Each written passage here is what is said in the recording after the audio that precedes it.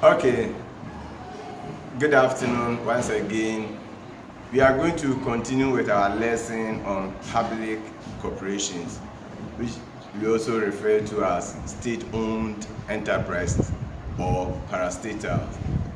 We have already talked about what they are, the meaning, and remember we said that they are either fully or partly owned and controlled by the state. And we said they are established by an act of parliament. We talked about the features of public corporations under certain bases, for example, formation, finance, and so on and so forth. Then we also talked about the reasons for their establishment, why government participates in business. Today we are going to continue our lesson on advantages of public corporations. So the advantages, very simple, straightforward. We wouldn't waste my time here because we have done the reasons, and we are going to change the reasons into advantages. So it's very simple, straightforward. You remember the first reason we learned was that they are established to provide essential goods and services at reasonable or affordable prices. So when you come to the advantage, you see the first advantage here. It says it ensures, that means it sees to it that it ensures provision of social services. Remember we said, so you can say goods and services or commodities, or here we are looking at social services at reasonable prices. So we have dealt with that one, so we are not going to waste my time. We know some of those services that we are talking about. The next one, very simple, straightforward. We have also done that one. Remember we said to check the exploitation of monopolists against consumers or private individuals against consumers. So as an advantage, we say it is an effective instrument. Remember, this instrument doesn't mean a device or a tool or any other thing. The instrument here is referring to the public corporation. So the public corporation here is the one that we are referring to as instrument. So it is an effective, in other words, public corporation is an effective tool or instrument to check the exploitation by private individuals. So it's a very simple point. So the government participates in business so that there wouldn't be monopolists to exploit consumers. The government becomes a competitor, and you know his aim. All that you need to know is that this public corporation is about the welfare of the citizens. So take note of that. Then the next one, we have already done that one too, and as advantage we say it gives the government the opportunity to control strategic industries. We have dealt with that one too, to control strategic industry, and we learned about strategic industries and then so on, a lot of things about them. So you can refer to that particular video. Then the next one had also been done. We learned that to provide employment. So as an advantage, we said it provides employment. Please, one thing you need to note is that, you see, look at the way the objectives or reasons were stated. We said to. But when it is an advantage and you say to, that it becomes wrong, or it becomes a reason. So if it is an advantage, you make a clear and emphatic statement. The good thing, when you decide to, government establishes public corporation, the first one is why the establishment. Before government decides to establish public corporation, what does the government want to achieve? Then it becomes an advantage when it is now it is established and it is achieving that objective. So that is for that one, employment. The next one, very simple. We have dealt with that one too. It provides infrastructure for economic development. You remember we learned that there used to be what we call State Housing Corporation. The name tells you the purpose or the reason for which it was established. So we learned that estates, but then they built a lot of estates and what have you. So the State Housing Corporation, once it built houses, the prices will certainly be, whether you are renting or you are buying, the prices will certainly be affordable. So that is for that one too. Then the next one, this one is not or wasn't among the reasons, but you know it is an advantage. You remember we learned that sole proprietors find it difficult to get access to loans, and the reason was that they lack collateral security. But when it comes to government, banks are ready to give loans to government. So we say they can have easy access. Easy access. Check the spelling of access. They can easily get loans from banks. So that is for the advantages. The next one is disadvantages. Very simple, straightforward disadvantages. The first one, you remember when we were talking about sole proprietorship, we learned that the sole proprietor takes quick decision because he doesn't need to consult anybody when taking decision. When we came to other forms of business organization, especially for the companies, we learned that because of bureaucracy. So the word bureaucracy had already been explained to you. So when you come here, we say decision making is usually slow. And the reason why decision making is slow, so due to. So the due to is giving you the reason, and it is because of the fact that there is existence of bureaucracy. And you understand what is meant by that. You need to follow official channel, procedure before decisions are made. You cannot take decision, for example, you want to, let's say, if Ghana Water Company wants to increase the price of water, or Ghana Electricity Company wants to increase the price of electricity, you cannot just sit and say we have increased the price. No.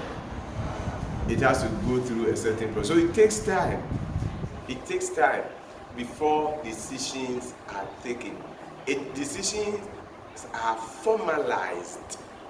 You follow a certain procedure, established procedure, and that is bureaucracy. In your class, we have learned about this one, so I'm really wasting my time. You remember we said if there is something even in your class and you want the school to do for you, the last person is the headmaster. But you, the class captain, cannot just go to the headmaster. So you have to follow a certain procedure, and there will be delays. So that is for that one. The next one, very simple, straightforward, has got to do with mismanagement. And mismanagement in two areas. Number one, we have administrative mismanagement and then financial mismanagement. So the managers, the board of directors, remember we said that they are run by board of directors. These board of directors are not able, they mismanage, they don't have the management skills, management abilities. They are not able to plan well, they put in good organization, giving directions and then controlling. We know the reason. That's why if you look at it, look at this one. When I wrote mismanagement here, and the reason for privatization, mismanagement, I showed this arrow here. There's a point here about the disadvantage, and it is about how appointments are done. How appointments are done. People who actually merit to be appointed are not. So appointments into certain key position is more of political.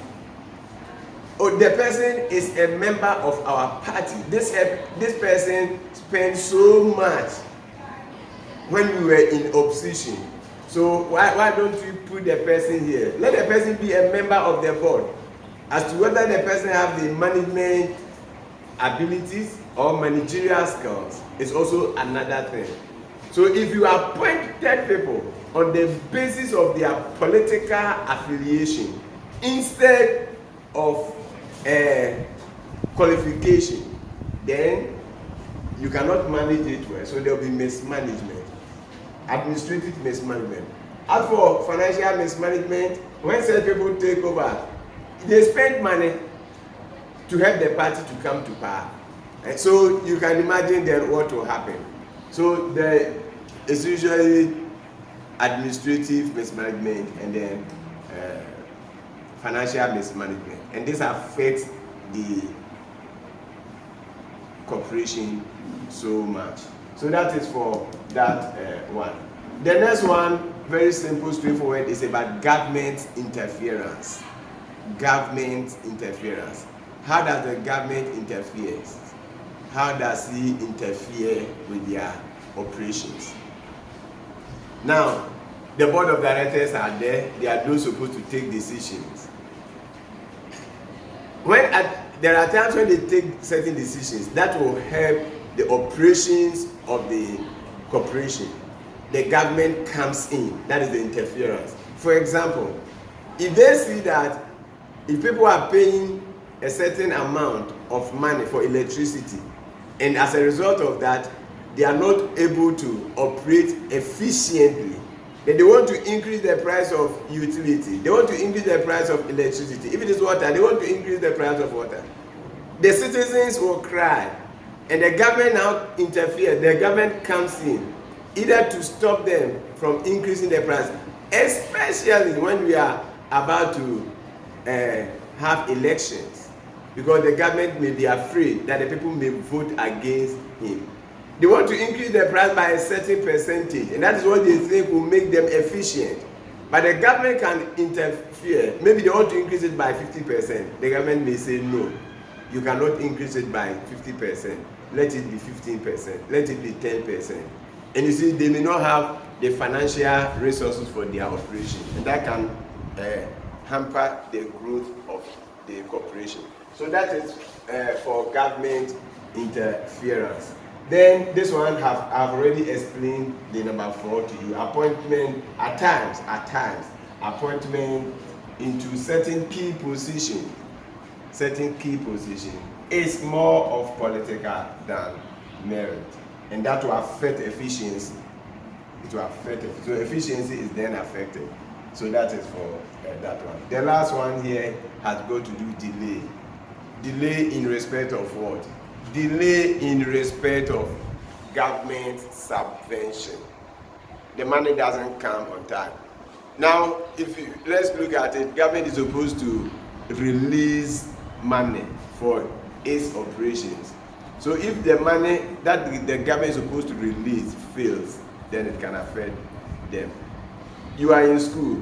At times you see the headmasters complain that the money. This example is not about corporate. I'm just giving it. I'm showing a relationship. Remember, we have learned that public schools are not. The fact that they are public schools doesn't mean they are public corporations. We have civil services there. Ghana Health Service, whatever, a lot of things are there. They are not public corporations. It is not every public sector work that is public corporation. Public corporations are established by Act of Parliament as public corporations. So take note of that. I've already said this thing before.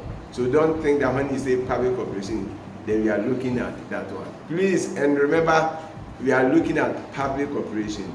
It's different from public companies. That one too, you have to take note of.